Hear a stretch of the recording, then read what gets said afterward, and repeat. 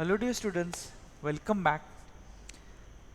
I know you must be excited to know more about the chapter. So, we'll continue with the second session of History, Chapter 4, Tribals, Dikus, and the Vision of Golden Age. I know you must be taking good care of yourself, so you must be healthy at your home. So, without wasting time, let's start with the first topic, that is settled cultivation. Some tribal communities settled down and cultivated the same field year after year. They started using plough and cleared the fields around the Chotanagpur plateau. Thus, they became the first settlers. These were the people of Munda tribes. The customs and rituals of tribal societies differ from those laid by the Brahmins. Unlike the caste societies, the societies of tribals did not have the sharp social divisions. Those who belonged to the same tribe shared common ties of kinship. But this did not mean that there were no social and economic differences within tribes. By 19th century, tribal people in different parts of India were involved in a variety of activities. Some tribal people engaged in jhum or shifting cultivation. In this type of cultivation, small patches of land were made cleared of trees. The cultivators burned the vegetation and spread the ash from the firing, which contained potash to fertilize the land. They used equipments like axe and hoe for preparing the soil for cultivation. They did not plough the land and sow the seeds.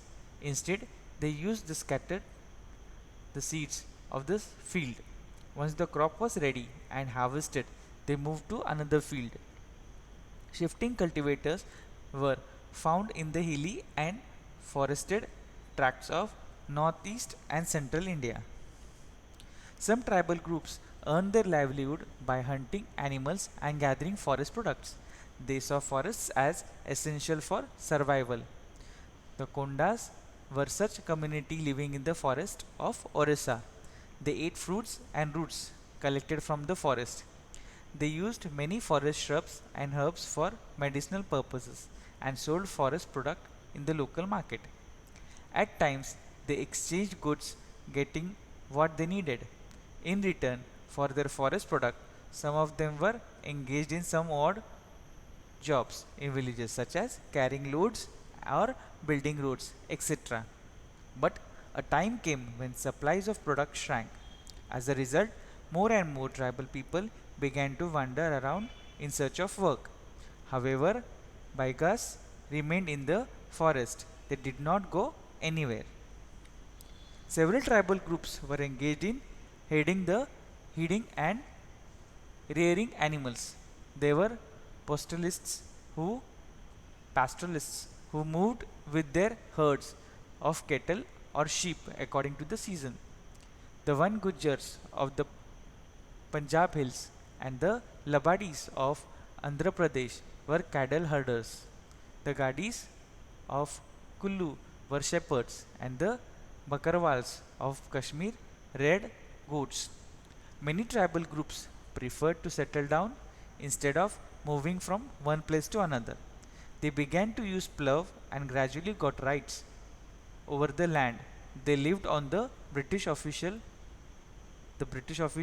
found the settled tribal groups like the Gundas and the Santals more civilized than hunter gatherers or shifting cultivators. The British rule, however, changed the life of the tribal people. The tribal chiefs were considered important people because it is they who control their territories. Under the British rule, they lost their administrative powers and were forced to follow law made by the British officials in India.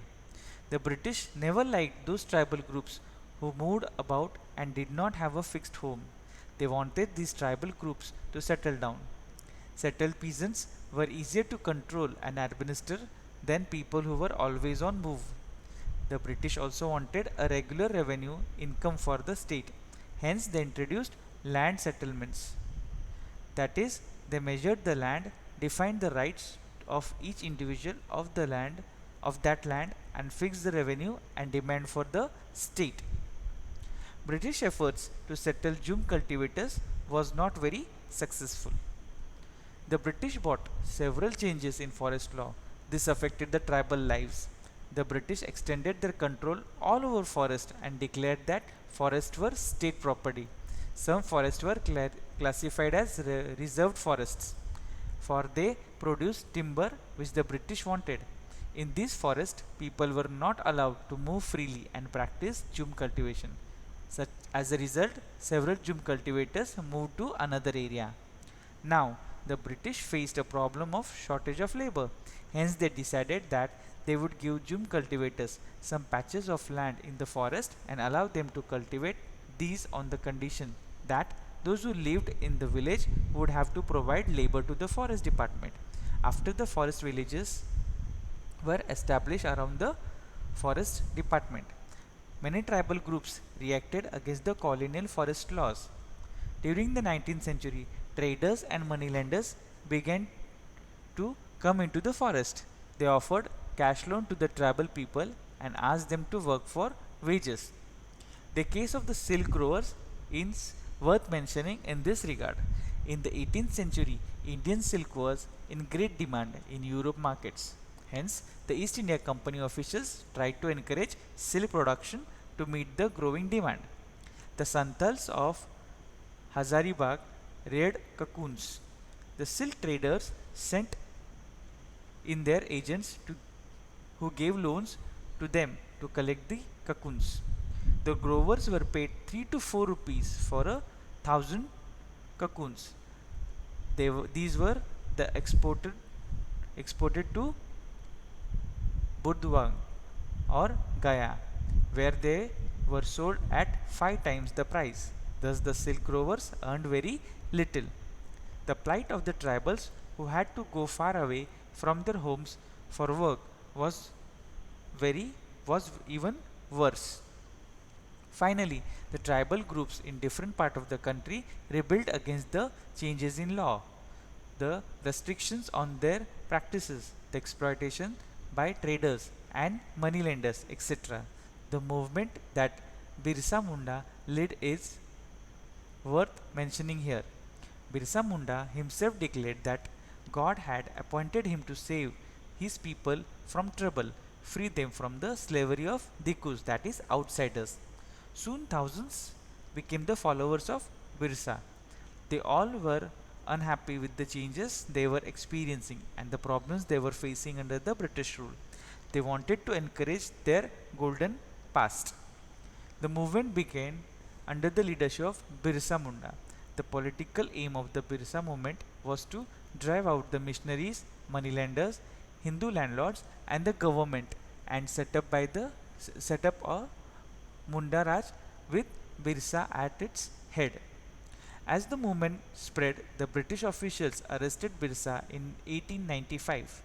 In 1897, he was released. Afterwards, he toured the villages to gather support. He urged people to destroy Ravana, that is, the Dikus and the Europeans, and establish a kingdom under his leadership. Birsa died in 1900 and the movement initiated by him faded out, but its significance cannot be undermined. Now let us learn the meaning of the terms that are used in the chapter, that is Dikus, outsiders or foreigners, Jhum cultivation. In this type of cultivation, the cultivators clear off a patch of land, burn the vegetation and spread the ash from the fire, which contains potash to fertilize the soil. Then they prepare the soil for cultivation. They scatter the seeds on the field. Once the crop is ready, they move to another land. Fallow, a field left uncultivated for a while so that the soil recovers fertility. Mahua, a flower that is eaten or used to make alcohol. Bewar, it is a term used in Madhya Pradesh for shifting cultivation. Sleeper, the horizontal plank of wood on which railway lines are laid. Akhara, wrestling ground. Sirdars, leaders. Vaishnav, worshippers of Vishnu. Satyug, the age of truth. This is where we end with the second session of this chapter, and I hope you have understood the topics covered in both the sessions. If still you have any query, we can clear it out during the live sessions. But before that, you have to read the textbook, underline the hard words, write them in your notebooks, watch both these videos, read the slides in these videos. Then only you will have queries or discussions which will be fruitful during the live session. So hope for better discussions in the live session. So take care of yourself, stay home, stay safe, and follow the instructions. Bye.